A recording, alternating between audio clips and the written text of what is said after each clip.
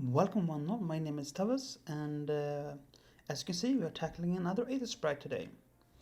What you have here is of course the bone stock Anakin Skywalker Aether Sprite. You probably have a bunch of these if you want to build a squadron. But we are going to turn this into the Aether Sprite of a Plo Koon to match the sassy thin one we already made. And we start by making a simple outline because, well, it would make life a lot easier later on. Because, well, we free-handed the sassy thin one, we're not going to freehand this one. Instead, we're going to make a mask. And this way, we don't have to put the clay on the model. We press, we fold, and ta-da! We have a rough outline. And we just put that on the ship to make sure that we get an even better outline with some details. And we have a nice little template to work from. You don't have to do this, but it makes life a lot easier. Personally, I'm using a polymer clay. English, anyone? A polymer clay from Fimo, but you can use any polymer clay or, well, any slow drying clay, to be honest, because I don't want this to dry. It's gonna need to be cutted into pieces. Anyway, you could also freehand it, of course, if you have a steady hand. I don't, so I do this instead. Now, my idea is to simply have a set of 4 Aether Sprites. You get the Anakin one, which is good. You get the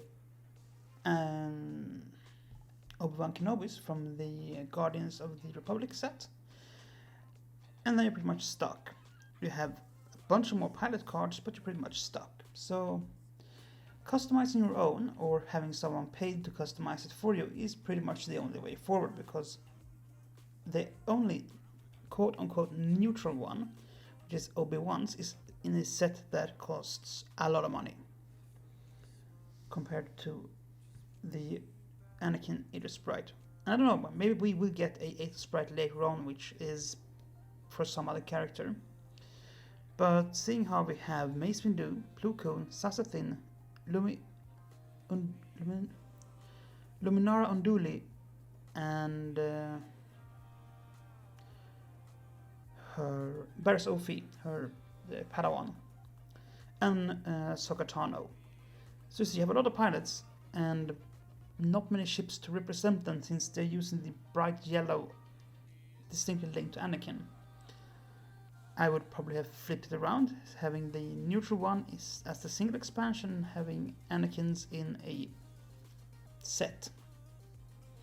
Anyway, as you can see here, we are basically drawing out the pattern we'll be using for the mask. Because, trust me, this is the fastest way to do it. You don't want to do this on your clay mask, because if you cock it up, you're going to have to reset and redo it. So now we can start marking out on the clay mask where we're going to make the cuts. A sharp knife is good to have for this next step. But yeah, so for now I have 4 of them, as I said, 4 Aether Sprites. Probably a bit overkill, but I like to have options.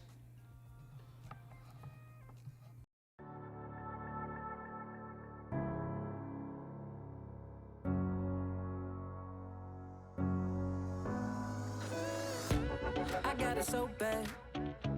I got it bad for you. You give me good love. And while it can be a bit daunting to take paint and pencil to the Fancy Flight models, because they are fairly well painted to begin with, they're also so highly detailed that customizing them is a joy. Because you don't have to add any detail. The detail in the model is already there. You don't have to add anything, and that is really nice. So far, I have customized two Aether Sprites and made my own Nashta Pup. Now, of course, the new Houndstooth comes with a Nashta Pup C95, but I'm not going to buy an entire new Houndstooth just to get a Nashta Pup. I mean, that is that's not how you do it. Anyway, always dry fit your mask. As you can see, it fits fairly well. Now, this model isn't easy because it's a very tiny little thing. There are some way easier models to customize to begin with. Picking a large ship is actually fairly easy because those are big flat areas you can mask out. And of course, you could use masking tape for this. I just didn't have any masking tape at home, so I was like, well, let's see what we can do instead.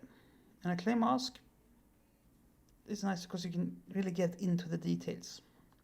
Now, you're going to need to do some cleanup afterwards anyway, but no, it is nice. It's a nice way to do it.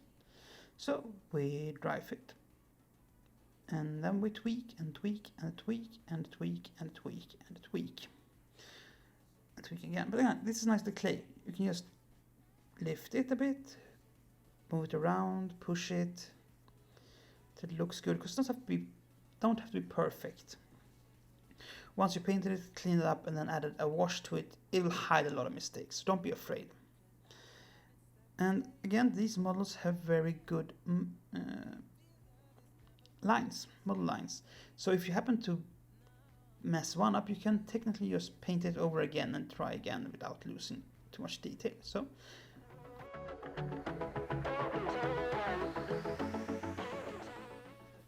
we are ready for painting.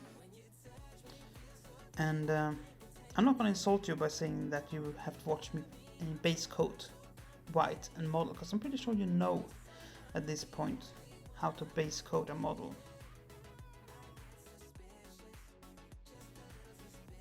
So with the model base coated, we are now ready to once again apply the mask, because we don't want things under the mask to be masked. Now you could have done this in reverse. You could have painted it blue and then put on a reverse mask and just spray painted it white. That would also have worked. I didn't think that was a good way to do it, but that is another way to do it. Again, we didn't have any white spray paint, so you work with what you got.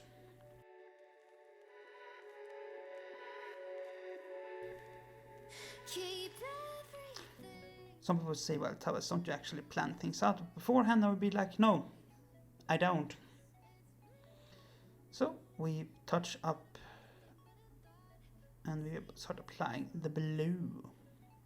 The paints I'm using for these are basically the Privateer Press P3 colors and the Citadel color range from Games Workshop, because, well, they're model paints and they're very easy to work with, and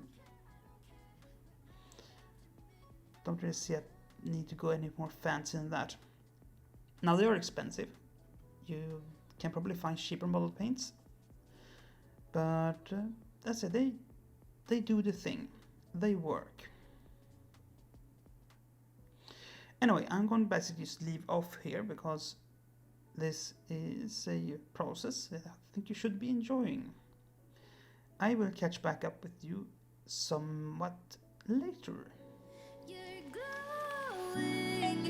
Like the writing on the wall, I finally meet you again. We're slowing down onto the moon, painted trails where we've been.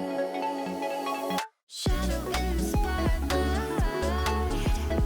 no stars inside. Chasing the daylight. If you don't care, I don't care. We're out after midnight.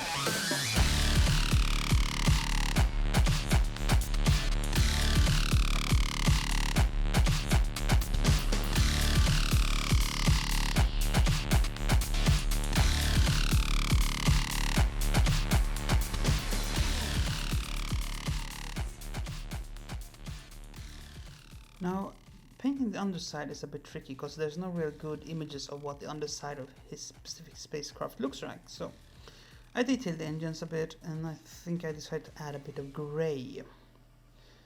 But first, let's paint the astromech. Then, of course, we need to do that off screen because, again, we have failed to mark out the area which camera captures. Basically, the old markings are for the camera a bit more zoomed out, so I accidentally put the thing out of frame a few times, and also put myself inside frame a few times.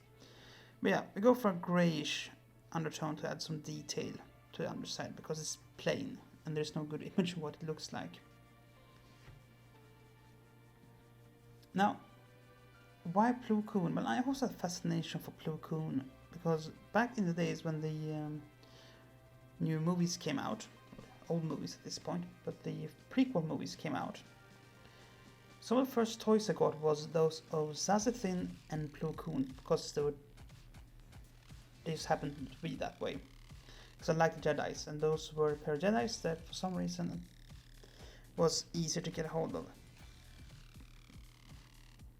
I mean, Plo Koon, Caldor, with a nice mask, looking cool. His model for the toy was not particularly brilliant, but some slight modifying after that and things turned out pretty okay.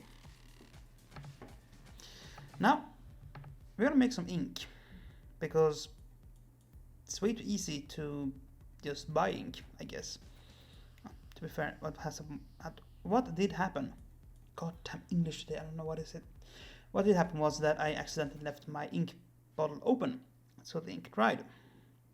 But as you can see, it's fairly easy still to apply. It's good. Just take black paint and water it down a bit, and then you start carefully applying it, praying to the Lords that things go well. Inking is always one of these things where, like, it can go so wrong so quickly. And this, like, it's a back and forth process where you apply it, wipe it off, apply it, wipe it off, and then hope that you in the end manage to get something that looks decent. You don't always do that, but often enough. Now we're gonna touch up, add some more ink into the dark recesses. The lines anyway, the lines on the model. So plasma extruder engines, just make it stand out a bit.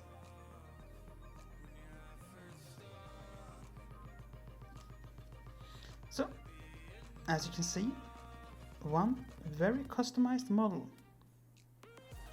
Yeah, I also forgot to paint the canopy, so that has to be done. Also, I later off screen applied a quick coat of UV resin to it and the astromech droid to make them shine a bit more. Anyway, if you made it this far, I'm very impressed, and I like to thank you for watching. Bye!